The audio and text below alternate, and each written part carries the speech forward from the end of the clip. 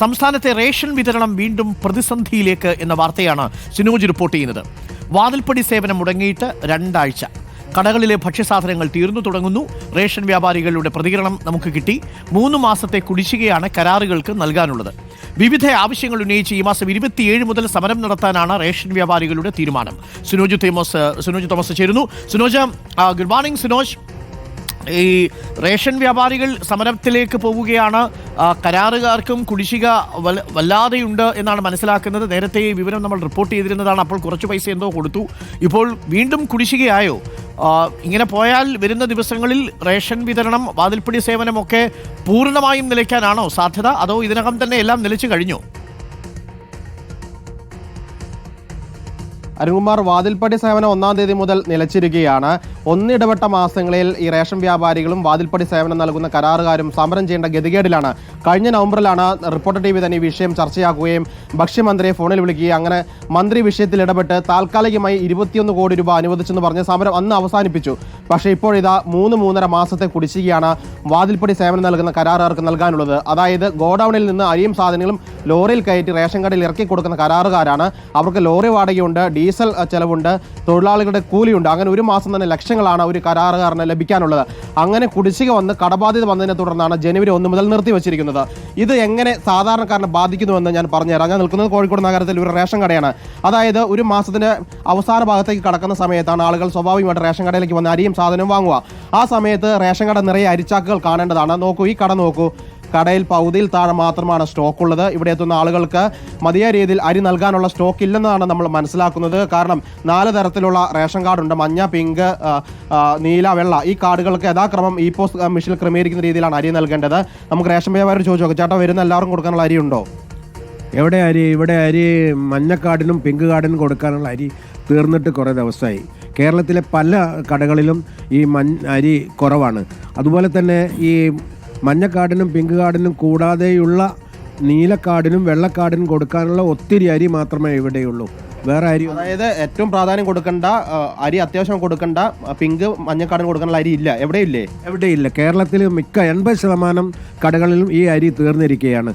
കാരണം ഇവരുടെ ഈ സമരം തീരാതെ ഈ അരി എടുക്കാൻ കഴിയില്ല എന്നാണ് കരാറുകാർ. ഇതിന് മുൻപ് സമരം നടക്കുന്ന സമയത്ത് മന്ത്രി എപ്പോഴും ആവർത്തിക്കുന്നതാണ് റേഷൻ കടയിൽ സ്റ്റോക്ക് അരിയുണ്ടെന്ന്. നമ്മൾ നോക്കുമ്പോഴും അരിച്ചാക്ക് കാണാം. ഈ ചാക്ക് എന്താ? ഇവിടെയും ചാക്കിട്ട് കാണുന്നുണ്ട്. ഇത് വരുന്ന ഒരാൾക്ക് നിങ്ങൾക്ക് കൊടുക്കാൻ പറ്റുമോ? അത് ഗോതമ്പല്ലേ. ഗോതമ്പ് അരിക്ക് പകരം ഗോതമ്പ് കൊടുക്കാൻ പറ്റുമോ?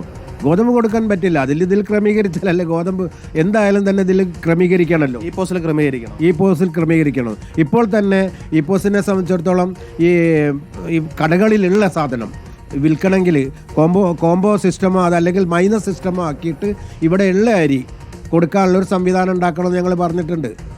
അതുകൂടാതെ ഞങ്ങൾ 27-ാം തീയതി സമരത്തിലേക്ക് പോകണം. അതിലേക്ക് വരാം. ഈ വരുന്ന ആളുകൾ അരി ഇല്ല എന്ന് പറയുമ്പോൾ നിങ്ങളോട് എന്താ പറയുന്നത്?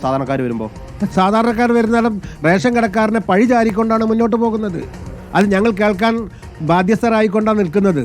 കാരണം ഏത് സമയത്തും ഏത് സമരം വന്നാലും എവിടെ നിന്ന് എന്താണ് എന്നറിയാതെ റേഷൻ കടക്കാരന് പഴി ചാരുന്ന സ്ഥിതിവിശേഷമാണ് ഇപ്പോൾ നിലകൊള്ളുന്നത്. അതിൽ നിന്ന് മാറ്റം വരണമെങ്കിൽ സ്ഥിരമായി ഒരു സമരവും ഇല്ലാതെ മുന്നോട്ട് പോകും. നിങ്ങളും അനിശ്ചിതകാല സമരത്തിലേക്ക് പോകല്ലേ ഈ മാസം മുതൽ? എന്തൊക്കെ പ്രധാന ആവശ്യങ്ങൾ? ഞങ്ങൾ അനിശ്ചിതകാല സമരത്തിലേക്ക് പോകാനുള്ള കാരണമുണ്ടല്ലോ. വേതന പാക്കേജ് 6 മാസം എന്നുള്ളത് ഈ മിഷൻ വരുന്നതിന്, ഈ പോസ്റ്റ് മിഷൻ വരുന്ന ആ കാലത്ത് 6 മാസം എന്നാണ് പറഞ്ഞിരുന്നത്. ഇപ്പോൾ 6 കൊല്ലം കഴിഞ്ഞു. 7ാമത്തെ കൊല്ലമാണ്. വേതന പാക്കേജ് പരിഷ്കരിക്കണമെന്ന് ഞങ്ങൾ പറയുന്നത്. വേതന പാക്കേജ് ഇതുവരെ പരിഷ്കരിച്ചിട്ടില്ല. അതുപോലെ തന്നെ കേന്ദ്ര സർക്കാരിൻ്റെ പേയ്മെൻറ്റ് സിസ്റ്റം അത് ഞങ്ങൾ ഉപേക്ഷിക്കാൻ കേന്ദ്ര സർക്കാരിനോട് ഞങ്ങൾ പറയുകയാണ്. അരുൺകുമാർ, അതായത് വാതിൽപ്പടി സേവനം കരാർ സമരം അവസാനിപ്പിച്ചാലും റേഷൻ വ്യാപാരികൾ ഈ മാസം മുതൽ സമരത്തിലേക്ക് പോവുകയാണ്. അതായത് ഈ ജനുവരി മാസം, പുതുവർഷത്തിലെ ഈ ആദ്യ മാസം തന്നെ റേഷൻ വിതരണം പ്രതിസന്ധിയിലേക്ക് എന്ന് നമുക്ക് ഉറപ്പിച്ച് പറയാൻ കഴിയും. അരുൺകുമാർ, അത് വല്ലാത്തൊരു പ്രതിസന്ധിയിലേക്ക് പോകും. സർക്കാർ അടിയന്തരമായിട്ട് ഇടപെടേണ്ടതുണ്ട്. വാതിൽപ്പടി സേവനങ്ങളെല്ലാം 1-ാം തീയതി മുതൽ നിലച്ച മട്ടാണ്. ഇന്ന് 13-ാം തീയതിയാണ്. കാര്യങ്ങളിൽ മുന്നോട്ട് പോയാൽ എങ്ങനെയാകും എന്നൊരു ആശങ്കയുണ്ട്. റേഷൻ വ്യാപാരികളടക്കം പറയുന്നു കരാറുകാർക്ക് ഇപ്പോൾ പണം കുടിശ്ശികയായിട്ട് നൽകാനുണ്ട്.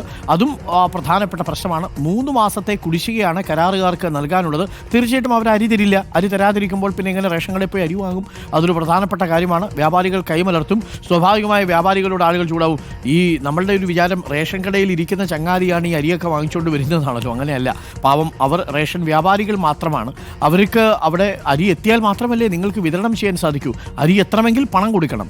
പണം കൊടുക്കണമെങ്കിൽ പണം വേണം. പണത്തിന് പണമല്ലാതെ മറ്റെന്താണ് സാധ്യതയുള്ളത്? അപ്പോൾ സാമ്പത്തിക പ്രതിസന്ധിയാണ് കാരണമെങ്കിൽ പോലും അടിസ്ഥാനമായിട്ട് ഈ റേഷൻ കടകളിൽ ഇതേപോലെ വാതിൽപ്പടി സേവനങ്ങൾ മുടങ്ങുന്ന കാര്യത്തിലൊക്കെ സർക്കാർ കൂടുതൽ ജാഗ്രത പാലിക്കുമെന്നാണ് നമ്മൾ മനസ്സിലാക്കുന്നത്. എന്തായാലും ഈ മാസം 27-ാം തീയതി മുതൽ റേഷൻ വ്യാപാരികൾ സമരം ചെയ്യാനും തീരുമാനിച്ചിട്ടുണ്ട്. അത് കേന്ദ്ര സർക്കാരിനെതിരെയുള്ള സമരവും ഉണ്ട് എന്നുള്ളതാണ് ഏറെ പ്രധാനപ്പെട്ട കാര്യം. സിനോജ് തോമസ് ആണ് വിവരങ്ങൾ നൽകിയത്.